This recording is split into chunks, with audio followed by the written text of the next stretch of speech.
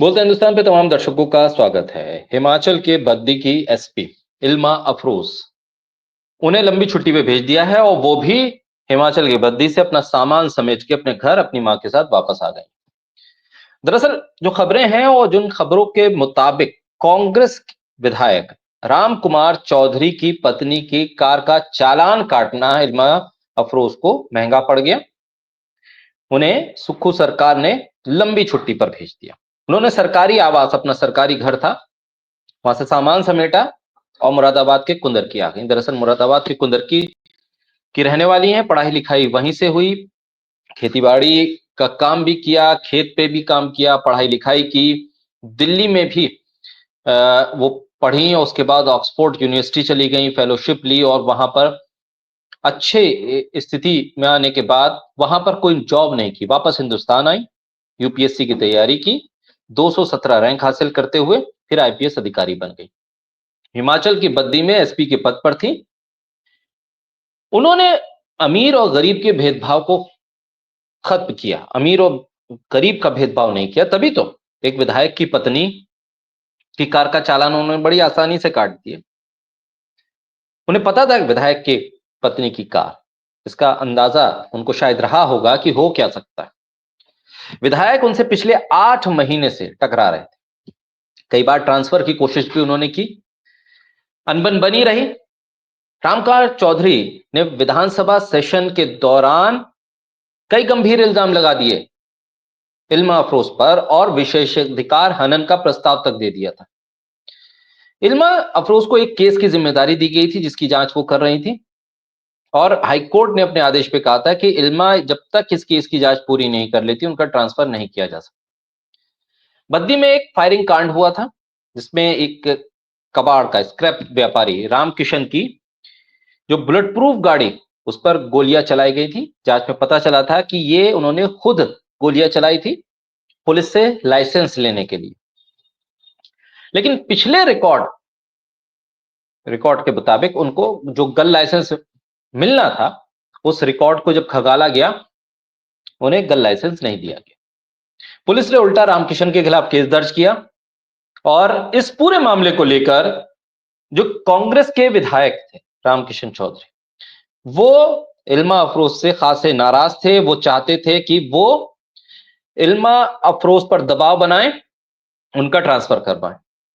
Police ने रामकिशन के खिलाफ केस दर्ज किया और यह व्यापारी भी कांग्रेस विधायक के करीबी बताया गया। इल्मा ने सीनियर जो अधिकारियों ने दबाव डाला, उसके बाद भी जांच को नहीं रोका और जांच अपनी पूरी की। तो दो मामले इल्मा अफरोज को मुश्किल में डाल गए। एक तो रामकिशन जो स्क्रैप व्यापारी जिसने लाइसेंस लेने के लिए खुद अपने ऊपर अपनी बुलेट प्रूफ गाड़ी पर गोलियां चलाई, वो जब पकड़ा गया तो उसका लाइसेंस रद्द हुआ और ये रामकिशन कांग्रेस के जो नेता हैं उनका करीबी बताया गया। ये मामला, इस पर कांग्रेस के विधायक नाराज थे। फिर उनकी पत्नी की गाड़ी का चालान हो गया। पिछले 8 महीने से यह सिलसिला चल रहा था और अब सुक्खू सरकार ने जो राहुल गांधी की मोहब्बत की दुकान जिस हिमाचल में कभी खुलने वाली थी, वो शायद कभी मस्जिद के डेमोलिशन पर मुसलमानों के बहिष्कार, आर्थिक बहिष्कार, मुसलमानों को हिमाचल से निकालना, अब इल्मा अफरोज जैसी ईमानदार छवि की एक अधिकारी को लंबी छुट्टी पर भेजकर राहुल गांधी की वो दुकान तो हिमाचल में अब नहीं खुल पा रही। लेकिन अब सवाल यह है कि इस पूरे घटनाक्रम पर अब तक ना राहुल गांधी का कोई बयान है, ना प्रियंका गांधी का बयान है। सवाल इस बात को लेकर भी है कि क्या कांग्रेस विधायक उस पूरे इलाके को अपनी जागीर समझ रहे हैं और वहां के मुख्यमंत्री सुखविंदर सुक्खू आखिर किस तरह से काम कर रहे हैं। कांग्रेस के राज में आप बीजेपी पे ही आरोप लगाएं कि भाई बीजेपी के विधायक गुंडागर्दी कर रहे हैं, अधिकारियों को काम नहीं करने दे रहे हैं और ईमानदार अधिकारी परेशान होते हैं। अब तो खुद कांग्रेस की सरकार में अगर ये स्थिति बन रही है तो फिर इसका जवाब कांग्रेस को जरूर देना चाहिए। जो लाइसेंस का इशू है, इस पर कांग्रेस के विधायक ने यह आरोप भी लगा दिया था कि इल्मा अफरोज ने छांट छांट कर मुसलमानों को बम पर लाइसेंस दे दिए। जांच हुई, पता चला सिर्फ 2 लाइसेंस कुछ एक मुसलमान लोगों के पास, और ये लाइसेंस का पूरा खेल, बंदूक के लाइसेंस का पूरा खेल था कि स्क्रैप के कारोबारी ने खुद अपने ऊपर गोलियां चलवाई। और फिर इस मामले में पुलिस ने जब एफआईआर की तो दबाव डाला जा रहा था अधिकारियों की तरफ से कि जांच को रोक दीजिए, जांच मत कीजिए।